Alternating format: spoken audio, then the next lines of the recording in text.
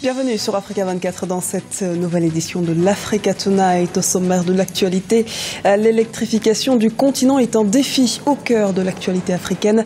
Ce mardi en France, le président du Parlement de l'Union africaine, Roger Kodondang, est venu partager la vision de l'Afrique sur les projets de financement dans ce domaine. Prestation de serment en Côte d'Ivoire ce mardi. Le président Alassane Ouattara a réussi à se faire réélire dès le premier tour avec un score de 83,6% et dans l'apaisement. Des élections législatives doivent à présent avoir lieu dans les 2 prochains mois. Le Gabon souhaite accentuer la professionnalisation des journalistes. Le ministre de la Communication, Alain-Claude Billy-Binzé, entend notamment mettre l'accent sur l'obtention de la carte de presse qui donne des droits mais aussi des devoirs énumérés dans la charte d'éthique et de déontologie des professionnels du secteur. Le Parlement de l'Union africaine milite en faveur de la création d'une agence pour l'électrification de l'Afrique. Le projet a été présenté ce mardi en France par Roger Kodondang, le président du Parlement panafricain. L'initiative nécessite de gros moyens. 200 milliards de dollars d'investissement seraient nécessaires pour électrifier le continent. Les précisions de Paul de Singwe et Arwa Barkala. Électrification de toute l'Afrique, un projet ambitieux pour le Parlement panafricain. Ce lundi 3 novembre, Roger Kodondang, le président du Parlement panafricain, défendait le plan d'électrification du continent au Conseil économique, social et environnemental à Paris, capitale française. Ce projet, qui a été soumis par l'ancien ministre français Jean-Louis Borloo, vise à électrifier l'Afrique subsaharienne, la faisant passer de 25 à 80% en 10 ans. Le Parlement panafricain souhaite ainsi faire une levée de fonds à moins d'un mois de la conférence pour le climat COP21 qui se tiendra à Paris du 30 novembre au 11 décembre 2015 à Paris, en France. Le COP21, c'est vraiment beaucoup d'engagement. C'est des réunions qui se terminent avec de très belles intentions. Mais je crois qu'il faut commencer à poser des actes. Et ces actes doivent impacter sur le quotidien des Africains. Parce qu'aujourd'hui, l'Afrique est le seul continent qui ne pollue pas. Et dont on demande encore des efforts supplémentaires qui vont serrer les taux tout autour des budgets des différents États. Et nous pensons qu'il faut absolument que le COP21 puisse, la communauté internationale, la République française, qui demain va recevoir la COP, puisse faire des efforts pour que quelque chose soit fait en direction des pays d'Afrique. Les 54 chefs d'État et de gouvernement ont accepté à l'unanimité, le 15 juin 2015, de créer un instrument dédié au financement de projets d'électrification, que ce soit de l'énergie hydraulique, éolienne, photovoltaïque. L'Afrique regorge de potentialités en matière d'énergie propre. Elle s'impose désormais en partenaire incontournable en termes d'énergie renouvelable. Nous avons ce qu'il faut pour avoir l'énergie en Afrique, principalement l'électricité propre, l'énergie propre. Nous avons des sites, par exemple, je parle de mon pays, la République démocratique du Congo, le site d'Inga. Inga, à son stade final, il suffit qu'on finance Inga. Au stade final, Inga peut alimenter toute l'Afrique et même exporter le trop d'énergie vers l'Europe qui a besoin de l'énergie propre. Ils sont en train de se battre pour l'éolienne, le solaire, tout ça. Il suffit de mettre tous les moyens au barrage d'Inga pour que toute l'Afrique soit servie et pour que le surplus aille ailleurs, en Europe, en Asie, où est-ce que vous voulez. À ce jour, 650 millions d'Africains n'ont pas accès à l'électricité, soit 2/3 du milliard d'habitants. L'Afrique a chiffré ses besoins immédiats de lutte contre les changements climatiques à 5 milliards de dollars par an. Le président du Parlement panafricain, Roger Kodondang, a également été reçu ce mardi à l'Assemblée nationale française par le président Claude Barthelone. Face aux députés, le président du Parlement de l'Union africaine a réitéré son message en faveur de la mise en place d'une électricité pour tous en Afrique. Il a exhorté tous les décideurs politiques à passer de la parole aux actes et notamment en plaçant ce défi au cœur de la conférence sur le climat qui se tiendra à Paris, en France, du 30 novembre au 11 décembre 2015. Le président Alassane Ouattara a prêté serment ce mardi en Côte d'Ivoire. Fier d'un bilan économique inattaquable selon lui, le chef de l'État ivoirien dit vouloir poursuivre son programme, promettant de faire reculer le chômage, de continuer l'électrification du pays, mais aussi et surtout de réconcilier l'ensemble du peuple ivoirien. Les précisions d'Arwa Barkala. Le président Alassane Ouattara investit pour un second mandat. Ce mardi 3 novembre 2015, le président ivoirien a prêté serment en présence de nombreux chefs d'État, de ses proches et de son équipe de campagne.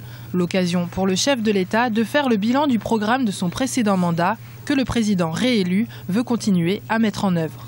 Au plan de la relance économique, nous avons réussi à remettre l'économie ivoirienne sur la voie de la croissance. C'est ainsi que nous avons pu créer en 4 ans plus de 2 millions d'emplois. Nous avons également augmenté les revenus de la grande majorité des Ivoiriens, tant dans le milieu rural, le secteur public, que dans le secteur privé. Je voudrais profiter de l'occasion pour féliciter le gouvernement, avec à sa tête le Premier ministre Daniel Kablan-Duncan, travail accompli par l'équipe gouvernementale en si peu de temps. Lors de son discours d'investiture, le président a également tenu à remercier les Ivoiriens qui lui ont accordé leur suffrage et leur confiance. Vu à quel point vous appréciez de pouvoir travailler dans la paix et en toute sécurité, vous m'avez confirmé l'importance que vous attachez à une justice équitable pour tous, à la bonne gouvernance dans la gestion des ressources publiques et à l'amélioration de votre qualité de vie au quotidien.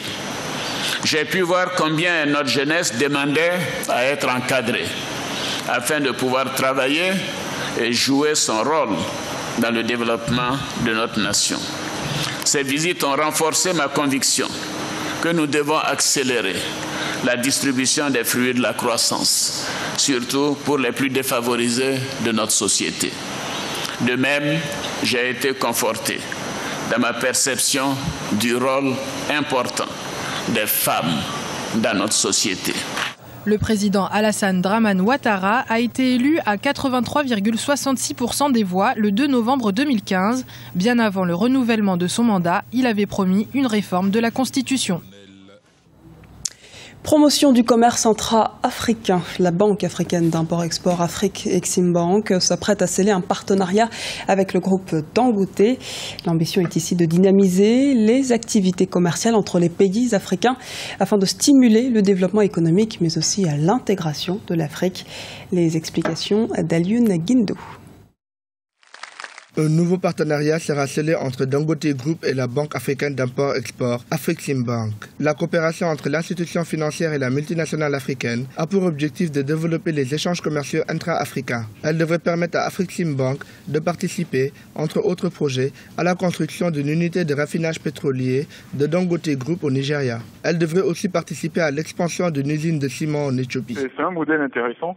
Il y a très peu de modèles de ce type. En général, il y a très peu de gros acteurs qui ont, on va dire, un rayonnement régional ou un rayonnement non régional. C'est vraiment des multinationales. Donc là, ça va permettre peut-être de créer, en tout cas, des leaders régionaux ou des leaders continentaux suffisamment importants pour justement avoir une part de marché plus grosse. Dangote Group représente aujourd'hui un partenaire économique et financier privilégié en Afrique. Présent dans les domaines du ciment, de l'agroalimentaire, de la logistique et de l'immobilier, le groupe a produit, rien que pour le secteur cimentier, un chiffre d'affaires de 392 milliards de naira en 2014. Pour l'instant, je pense que c'est un peu prématuré de dire que déjà la part de marché, en tout cas en termes d'échanges internationaux, des acteurs internationaux risque de se réduire. Je pense que ce modèle-là va permettre de promouvoir ou en tout cas d'insuffler ou de booster des acteurs locaux. Les coûts logistiques en Afrique sont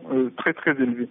Donc naturellement, dès lors qu'il s'agit de financer ou de préfinancer des opérations de transactions de biens entre États africains, cela pose un problème parce que naturellement les conditions en termes de performance logistique et en termes de coûts de transaction sont relativement défavorables. À terme, la collaboration entre l'institution financière et la multinationale devrait permettre de développer la création de nouvelles richesses au sein du continent africain. Elle serait ainsi un exemple à suivre. Vers une plus grande liberté de la presse au Gabon, le ministre de la Communication Alain-Claude Bilibinzé a rencontré les associations de la presse privée ce lundi. Il s'agit là d'améliorer les conditions des journalistes, notamment concernant la recherche de l'information. Explication dans ce reportage de Douglas Toutoum, notre correspondant au Gabon.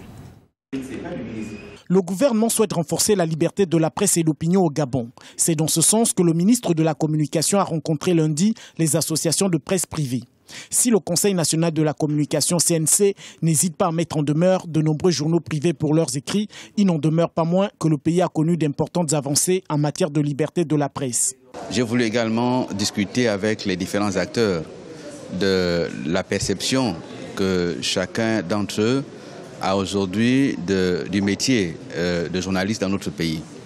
Vous savez que nous sommes dans un état de droit, une démocratie, et nous entendons renforcer la liberté de la presse, la liberté d'opinion. Mais cette liberté renforcée par le chef de l'État, c'est également la responsabilité. Faire en sorte que le journaliste soit plus libre dans la recherche de l'information, dans le traitement de l'information, mais faire en sorte également qu'il livre à l'opinion une information vérifiée et responsable. Solliciter la contribution des journalistes et autres responsables de presse pour améliorer leur secteur d'activité reste une initiative appréciée par les communicateurs. Le ministre est lui-même au fait des difficultés auxquelles sont confrontés aujourd'hui les communicateurs et plusieurs organes de presse. Et il entend résoudre tous ces problèmes, toutes ces difficultés avec la contribution des acteurs de ce secteur. Pour mieux réguler le secteur et éviter les nombreuses dérives observées, le ministre de la Communication, Alain-Claude Bilibinze, a annoncé que la carte professionnelle nationale de presse sera désormais obligatoire sur le territoire national. Selon le membre du gouvernement, d'ici à janvier 2016, aucun communicateur ne pourra exercer en terre gabonaise s'il n'est détenteur de la dite carte. Ce journal a été réalisé par l'ensemble de la rédaction. Merci pour votre fidélité. Retrouvez dans un instant une nouvelle édition de l'Africa Tonight sur Africa 24.